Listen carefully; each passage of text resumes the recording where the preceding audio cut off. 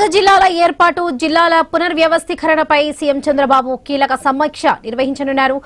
మధ్యాహ్నం మంత్రులతో సమావేశం కానున్నారు. సీఎం మార్కాపురం మదనపల్లి జిల్లాల ఏర్పాటుతో పాటు జిల్లాల పునర్వ్యవస్థీకరణపై నిర్ణయం తీసుకున్నారు. ఇప్పటికే ప్రజల నుంచి అభ్యంతరాలు సేకరించారు. మంత్రుల కమిటీ ప్రతిపాదనపై సీఎం చంద్రబాబు కీలక నిర్ణయం తీసుకునే అవకాశం ఉంది.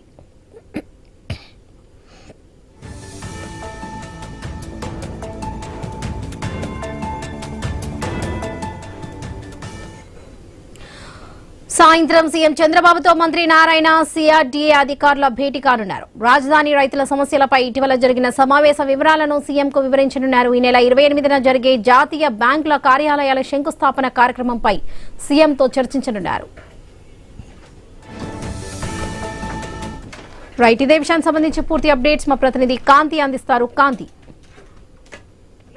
జిల్లాల పునర్విభజన పైన సీఎం చంద్రబాబు నాయుడు అధ్యక్షతన ఈ రోజు సమావేశం జరగనుంది. ఈ సమావేశంలో జిల్లాల పునర్విభజన పైన అధ్యయనం కోసం ఏర్పాటు చేసినటువంటి మంత్రివర్గ ఉపసంఘం కూడా హాజరవుతుంది.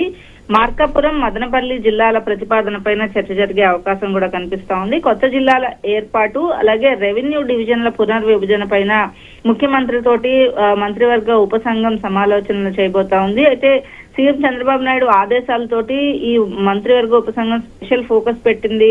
మంత్రులుగా ఉన్నటువంటి నారాయణ, అలాగే నాదెండ్ల మనోహర్, సత్యప్రసాద్, నిమ్మల రామానాయుడు, బీసీ జనార్దన్ రెడ్డి, మంగళపూడి అనిత, సత్యకుమార్ యాదవ్ తుది నివేదికను ఆల్రెడీ సీఎం చంద్రబాబుకి 2 వారాల క్రితమే అందచేయడం జరిగింది. అయితే గత ప్రభుత్వ హయాంలో జరిగినటువంటి జిల్లాల పునర్విభజన ఏదైతే ఉందో అది అశాస్త్రీయంగా జరిగింది. దాన్ని సరిదిద్దడం కోసం ప్రత్యేకంగా ఈ మంత్రివర్గ ఉపసంఘం పనిచేసి దానికి సంబంధించినటువంటి నివేదికను సీఎం చంద్రబాబు నాయుడుకి అందచేసిన సమయంలో కొన్ని మార్గదర్శకాలు అయితే సీఎం చంద్రబాబు నాయుడు ఇచ్చారు. మండలాలు, పంచాయతీలు విభజన చేయకుండా నియోజకవర్గం అంతా ఒకే డివిజన్ లో ఉండాలని ఇప్పటికే నిర్ణయించారు. ఈ నేపథ్యంలో మార్కాపురం, మదనపల్లి కేంద్రాలుగా కొత్త జిల్లాలకు ఏర్పాటుకి సంబంధించి మంత్రివర్గ ఉపసంఘం సానుకూలతగా తెలిపిన విషయం తెలిసిందే. అయితే కొత్త జిల్లాల ఏర్పాటు అలాగే రెవెన్యూ డివిజన్లతో పాటు జిల్లాల సరిహద్దుల మార్పుపై కూడా ఈ రోజు సీఎం చంద్రబాబు నాయుడు తోటి మంత్రులు చర్చిస్తారు. ఈ మంత్రులతోటి చర్చించిన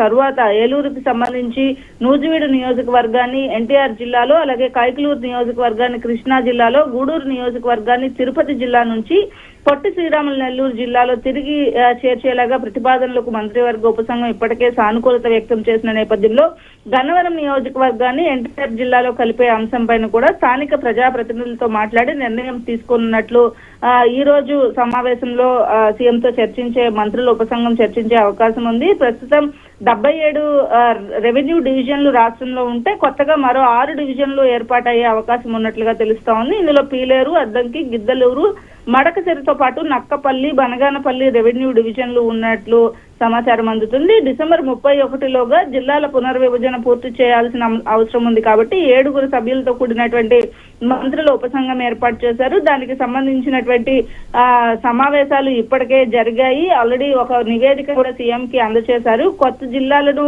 ఆల్రెడీ వేరే జిల్లాలలో మార్పు, నియోజకవర్గాలను కొత్త ఉన్నటువంటి జిల్లాలలో ఎగ్జిస్టింగ్ చేయడం కోసం దానికి సంబంధించి కూడా ఈ రోజు సీఎంతో చర్చిస్తారు. దాదాపుగా ఇప్పటి వరకు 200 అర్జీలను స్వీకరించి పరిశీలించిన తర్వాత ఒక రిపోర్ట్ అయితే ఇవ్వడం జరిగింది. ఈ నేపథ్యంలో ఈ రోజు జరిగేటువంటి సమావేశంలో కొంత కీలకమైనటువంటి నిర్ణయం తీసుకుని సీఎం చంద్రబాబు నాయుడు ఆదేశాలతో మరొకసారి ముందుకు వెళ్లే అవకాశం కూడా కనిపిస్తా ఉంది. ఇక సాయంత్రం 4 గంటలకు